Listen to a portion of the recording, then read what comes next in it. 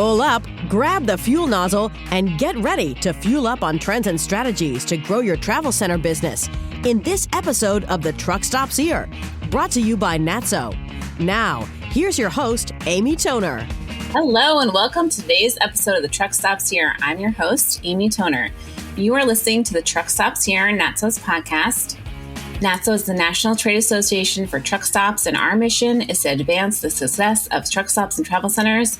And this podcast is just one of the many ways that we do that. Today, I have the pleasure of interviewing the CEO and co-founder of Zippin. Welcome. Thanks, Amy. Nice to be here.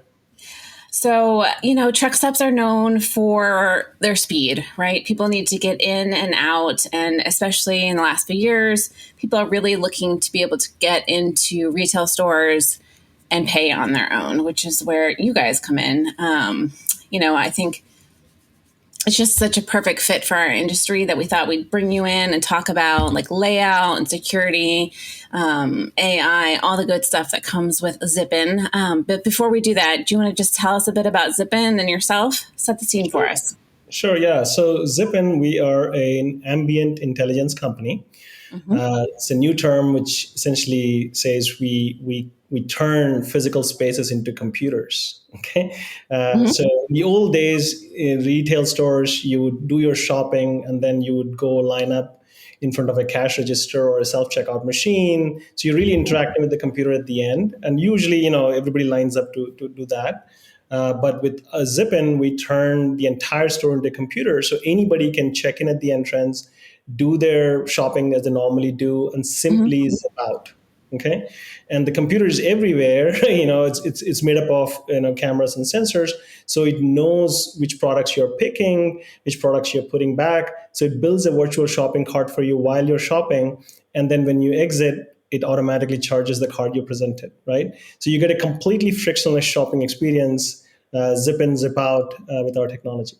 Mm-hmm. So I kind of alluded to it in the beginning, but it seems like the demand has really changed in the last few years. Is that right? Is that what you guys are seeing? Yeah, we're seeing rapid growth in retail, especially for time-sensitive retailers, such as those at sports venues and travel hubs. It's really, really great. And, we're 30% of US stadiums now, So if you go to any stadium, like 1 in 4 NBA arenas has a Zippin-powered concession. Just imagine the experience, right? You're at a game, watching the game. You want to go get a drink. In the old days, you would spend 15 minutes waiting in line, missing the game, right? You came for that. And now you just check in within 40 seconds. You pick up what you want and then zip back out and watch the game. Mm-hmm. Yeah. I think store layouts is, probably all businesses are it's important. But what do you think? How should they rethink their layouts? Yeah. So in general, the technology is very flexible. So it meets the retailers where they are, but it gives them really powerful tools to make these decisions on their own. So let me explain how our tech actually differs from before, right? So if you think about an e-commerce website, like if you're selling some stuff online, you know that if you clicked on a product but change your mind, that information goes to the retailer, right? So the e-commerce retailer. And so they can personalize the shopping experience based on that. They can see your shopping behavior and personalize it. Physical retailers, whether it's truck stops or convenience stores, they never had that. They didn't know what was going on. With our tech, you can actually see, how individual shoppers are making their decisions. Based on that, you can optimize your stores. You can lay your store out differently, where the hotspots are, which is the right path in which people pick, which competitors are, more in, fan favorites, right? So we get very advanced analytics. There is no one layout that fits any retailer, but we've designed a few that work very well in spaces like malls, truck stops, stadiums, and we call that a Zippin lane. Yes, it's closest to what you would think of it as like a wall unit. Many people are familiar with it as like a unit of gondolas, merchandising units, and coolers along the wall, and customers can come in from one end, they check in, they shop and exit on the other end. It's highly optimized. costs the least in terms of per square foot, hardware cost, and it's highly streamlined in terms of traffic, right? So you can get lots of throughput through. We've had upwards of 2,500 shoppers shop through a single Zippin lane at a venue within 3 hours. Yeah. How much square footage is it usually? It's very flexible, so it can start as low as, let's say, 180 square feet, lower, and it's a modular prefabricated structure. So you can keep adding more modules. So you can make it as long as you want. You can make it 300 feet long, 300 square feet. You can make it 400 square feet. Just add more units. Yeah. Okay. Okay, so we've been talking to a bunch of our members about your technology, and one of the things that came up a lot was security. Truck stops are open 24/7. So what security concerns should they have, and how does that technology handle them? Yeah, so the technology works by tracking every single customer and every action they're taking in real time through the cameras and AI, and in a very privacy friendly manner, right? So we track every shopper like a dot on a map, right? So there's no facial recognition or anything.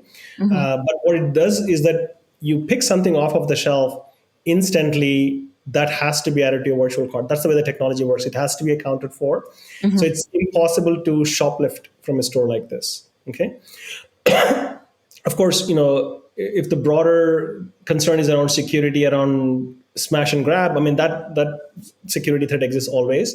But now that you probably have about 40 cameras that the suspect is in. So, it's much of a deterrent there. Yeah, that's an interesting point. Yeah, I was going to ask about the cameras next. So how do the cameras work? There's 40? Is that what you said? No, so it depends on the size of the store. Yeah, some of our larger convenience stores would have 50 to 60 cameras. But it is basically, the expectation is that the cameras are on the ceiling, and there is a network of cameras that can cover every square inch of the retail space. So like the customer doesn't have to go line up anywhere to say something that's got missed, right? So it's usually in the order of, for a Zippin lane, it could be 8 to 10 cameras. For a larger 4,000 square foot convenience store, you're potentially looking at 50 to 60, maybe even higher number of cameras. Yeah. Okay. Similarly to the security thing, like I said, truck stops are open 24/7 and staffing is late at night. Do you find that the staff have to be good with technology? That's not a requirement. First of all, let me say that checkout free is a great way to address staffing issues. Okay. The employees in the store go from doing like repetitive tasks like scanning barcodes to actually doing high value things like helping customers with their shopping or interacting with customers, right? And so that's one. The second thing is that the technology is very advanced, but it's all fully automated. So even like whether a camera is up or down, whether the sensors are up or down, that's all remotely monitored by our teams. We have 24/7 monitoring.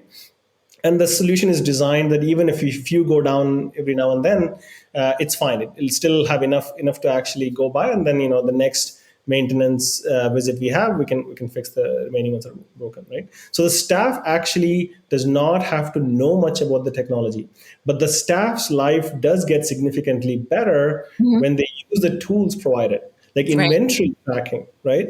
It comes for free along with the solution. Like some basic inventory tracking always comes with the solution. You know what is supposed to be on every shelf all the time. Okay. So when you're restocking, you can simply place products on the right shelf and know that it gets added to inventory. Today, you would have to scan the barcode. You have to say how many you're putting in there if you want to be really methodical about it, right? A lot of people skip that step, and then now you have inventory issues. Yep. Yeah.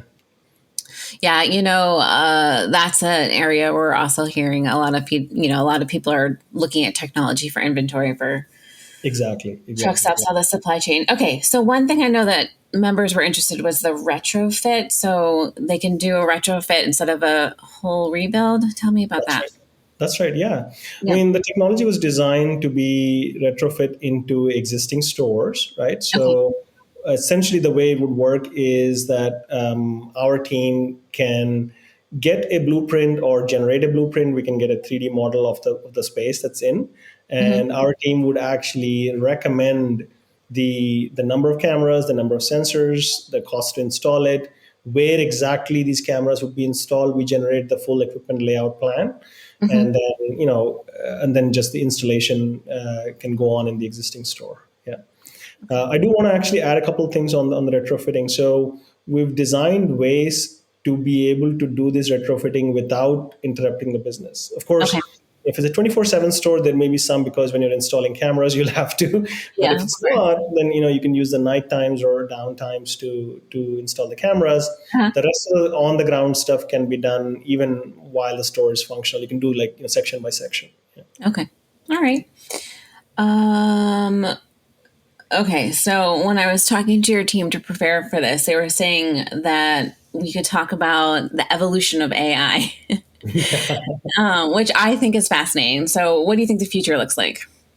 Yeah, look, I think, I firmly believe that technology needs to recede into the background of our lives. Okay.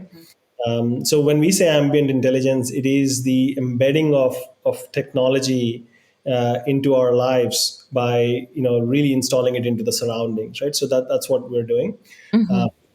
Over the years, especially the last 10, 15 years since, the smartphones came onto the scene, a lot of things got easier for us, but it also meant that our thumbs and our neck have really taken it, Yeah, exactly. You're constantly on your screen, and so I think that's the downside of it. And what ambient intelligence is promising to do is that, look, let's remove that last bit of friction. Let's make it really natural to interact with these computers and get the best of everything.